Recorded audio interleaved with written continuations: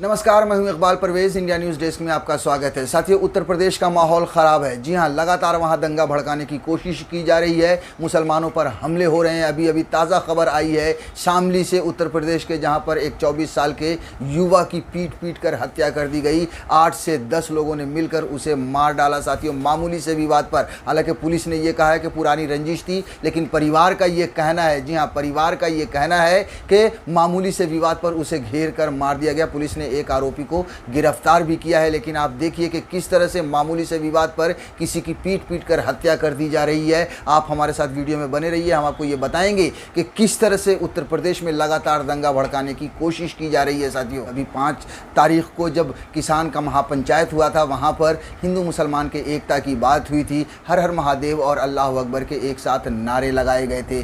जाहिर सी बात है, उस नारे के बाद उस क्षेत्र में भी ख़ास तौर से दंगे फैलाने की कोशिश की जा रही है। जी हाँ, कोशिश हो रही है। आप हमारे साथ इस वीडियो में बने रहिए, हम आपको सबूत के साथ बताएंगे कि किस तरह से संघी मानसिकता के लोग, किस तरह से भगवा आतंकी लोग हिंदू मुसलमान को लड़ाना चाह रहे हैं। लेकिन उससे पहले हम बात कर लेते हैं जो शामली से खबर आ रही है। साथियों, शामली में 24 साल का एक युवा बाजार गया था, वहाँ पर उसको 8-10 लोगों ने घेर कर मार दिया। उसके परिवारों का ये आरोप है कि मामूली से विवाद की वजह से उसकी इतनी बुरी तरह से पिटाई की गई कि उसकी मौत हो गई।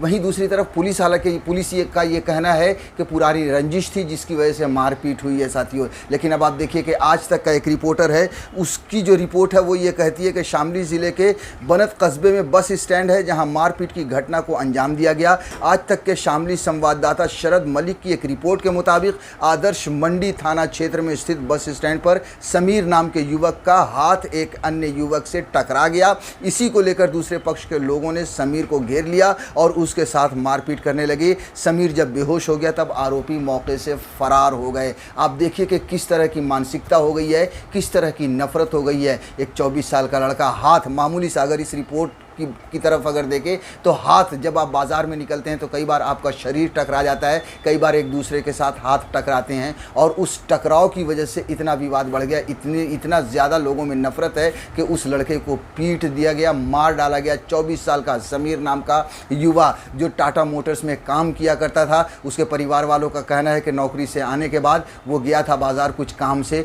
और वहाँ उसकी जान चली गई। साथियों, हालांकि पुलिस ने कहा है, ये दावा किया है कि पुरानी रंजिश थी जिसकी वजह से मारपीट ऐसी हुई है और उसके बाद एक आरोपी को, जो मुख्य आरोपी है, गिरफ्तार हो गया है। आप देखिए, अंदाज़ा लगाइए कि उत्तर प्रदेश में किस तरह की नफरत बह रही है, किस तरह की नफरत बंट रही है और बांटी जा रही है। अभी 5 तारीख को जब वहाँ पर किसान महापंचायत हुई थी तब अल्लाह अकबर और हर हर महादेव के नारे एक साथ लगाए गए थे। वहाँ पर हिंदू मुसलमान के एकता की बात हुई थी। उसको देखने के बाद भारतीय जनता पार्टी तिलमिला गई थी, क्योंकि आपको याद होगा 2013 में बहुत ही बड़े दंगे हुए थे वहाँ पर मुजफ्फरनगर में, और ये भी कहा जाता है कि चुनाव जीतने के लिए ही राजनीतिक पार्टी की तरफ से वो दंगे कराए गए थे। हिंदू मुसलमान के बीच में बड़ी खाई पैदा हो गई थी, लेकिन इस किसान महापंचायत ने लोगों को इकट्ठा किया, लोगों को फिर से उनके दिलों को जोड़ने की कोशिश की। हर हर महादेव और अल्लाह अकबर के नारे साथ लगाए। साथियों, ये देखकर भारतीय जनता पार्टी बौखला गई और ऐसा अंदेशा होता है कि उस इलाके में ख़ास तौर से जो है सो इस तरह की गड़बड़ी पैदा की जा रही है ताकि फिर से हिंदू मुसलमान के दिलों में नफरत हो। क्योंकि भारतीय जनता पार्टी ये जानती है कि अगर हिंदू मुसलमान की एकता बढ़ी, हिंदू मुसलमान में एकता अगर हो गई तो उनका जीतना नामुमकिन है। उन्होंने हिंदू मुसलमान को बांट कर ही सत्ता की जो है सो कुर्सी पर कब्ज़ा किया है। साथियों, इसीलिए वो नहीं चाहते कि कभी भी हिंदू मुसलमान के बीच में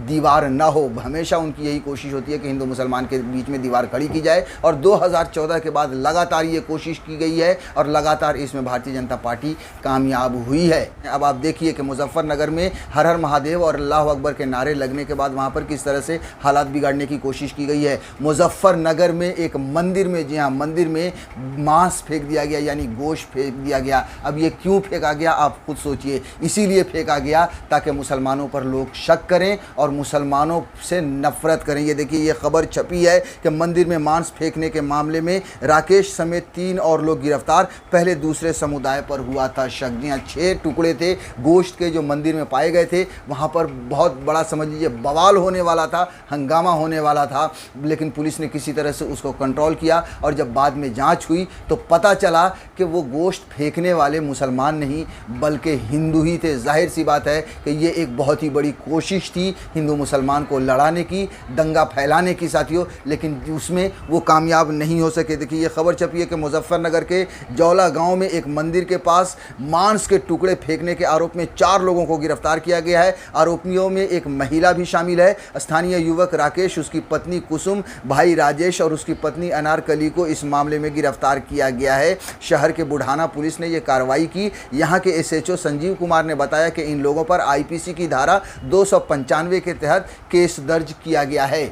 ये जब मांस के ये टुकड़े वहाँ पर मिले थे तो बहुत हंगामा हुआ था, वहाँ पर तनाव बन गया था पूरी तरह से। और ये कहा जा रहा था, ये शक किया जा रहा था कि मुस्लिमों की ये कारकिर्दगी है, मुसलमानों ने मंदिर में गोश्त फेंका है। लेकिन दूध का दूध पानी का पानी हुआ और शुक्र है कि वहाँ पर ये पता चल गया कि गोश्त फेंकने वाले मुसलमान नहीं, हिंदू थे। इसी वजह से दंगा होते होते बचा। यानी मुजफ्फरनगर हो सकता है कि एक बार फिर आग में झुलस जाता, वहाँ पर फिर से दंगे हो सकते हैं। और इसी तरह से लगातार कोशिश की जा रही है। जो शामली में भी जिस तरह की घटना हुई है उसको देखकर ये कहा जा सकता है कि ये भी एक दंगा भड़काने की कोशिश हो। क्योंकि आप सोचिए, अगर परिवार ये कह रहा है कि हाथ से हाथ टकराने पर उसकी इतनी बुरी तरह से उसे इतनी बुरी तरह से पीटा गया कि उसकी जान चली गई, तो फिर ये क्या है? कहीं भी इस तरह से कोई मारपीट करता है। लेकिन ये साफ झलकता है साथियों कि मुसलमानों को पीटा जाए ताकि किसी भी तरह से दंगे भड़कें, और ये हर मुमकिन कोशिश नज़र आ रही है। आपको बता दें कि राकेश टिकैत ने अभी कहा है, उन्होंने कहा है कि उत्तर प्रदेश का चुनाव जब नज़दीक आएगा हो सकता है कि किसी बड़े नेता की हत्या हो जाए, हो सकता है कि किसी बड़े नेता की जान चली जाए। जी हाँ, जाहिर सी बात है, उनका ये साफ मानना है और वो ये जानते हैं, और ये इस देश का करीब करीब हर कोई इस बात को जानता है अच्छे तरीके से कि भारतीय जनता पार्टी चुनाव जीतने के लिए कुछ भी कर सकती है। खबर भी छपी थी कि राकेश टिकैत का दावा, यूपी चुनाव से पहले किसी बड़े हिंदू नेता की होगी हत्या। जी हाँ, ये नफरत फैलाने के लिए हो भी सकता है, और हो सकता है कि भारतीय जनता पार्टी का ही कोई नेता इस चुनाव की बलि चढ़ जाए। इसलिए बलि चढ़ जाए ताकि किसी भी तरह से हिंदू मुसलमान में विवाद हो, उत्तर प्रदेश में दंगा हो और भारतीय जनता पार्टी हिंदू मुसलमान के नाम पर जीत हासिल करे। क्योंकि देश के लिए या उत्तर प्रदेश के लिए भारतीय जनता पार्टी ने ऐसा कुछ भी नहीं किया है जिसके नाम पर वो वोट मांग सकें, जिसके आधार पर वो जनता के पास जाकर कहें कि आप हमें वोट दीजिए, हमने आपके लिए ये काम किया है। ये 4-5 महीने पहले से ही उत्तर प्रदेश में चुनाव जीतने की तैयारी भारतीय जनता पार्टी ने ज़ोरों शोरों से कर दी है। और उसके लिए उसने क्या शुरू किया है? मुसलमानों को प्रताड़ित करना, मुसलमानों को फंसाना, उनके धर्म स्थलों पर हमला करना। जी हाँ, लगातार उत्तर प्रदेश से ये खबर आ रही है कि भीड़ ने घेर कर किसी मुसलमान को पीट दिया, कहीं पर मस्जिद गिरा दी गई, कहीं मस्जिद के सामने जो है चबूतरा बनाकर वहां पर शिवलिंग स्थापित कर दिया गया। ये सब कोशिशें लगातार भारतीय जनता पार्टी की तरफ से हो रही हैं।